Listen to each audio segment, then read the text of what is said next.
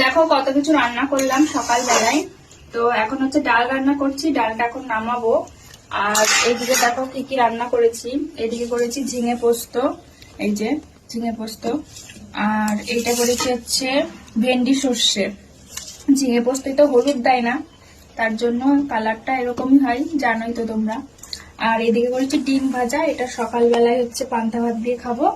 আর এখানে করছি হচ্ছে টমেটো দিয়ে টক ডাল, মুসুরির ডাল করছি, ধনে পাতা দিয়েছি নামানোর আগে, নামাবো। আর এইদিকে হচ্ছে পুঁই শাকের চচ্চড়ি করবো। পুঁই শাক কেটে ধুয়ে নিয়েছি, এখন ডালটা নামাবো, ডালটা নামিয়ে পুঁই শাকের চচ্চড়িটা করবো। এটা খুব ডাল হয়ে যাচ্ছে, ডাল রান্না করা।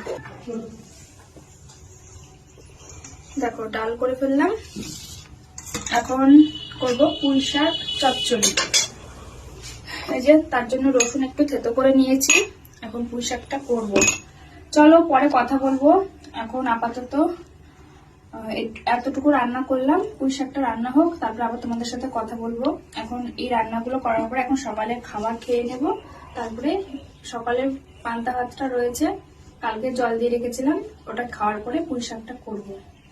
আমি কাজ করতে করতে হাঁপিয়ে গেছি, শুধু ঘর কলপার এই সবজি কোটা আনাজ কোটা দৌড়াদৌড়ি করতে করতে জাস্ট হাঁপিয়ে গেছি। তো এখন এগুলো ঢেকে রাখবো রান্নাগুলো। চলো বন্ধুরা, পরে কথা বলবো।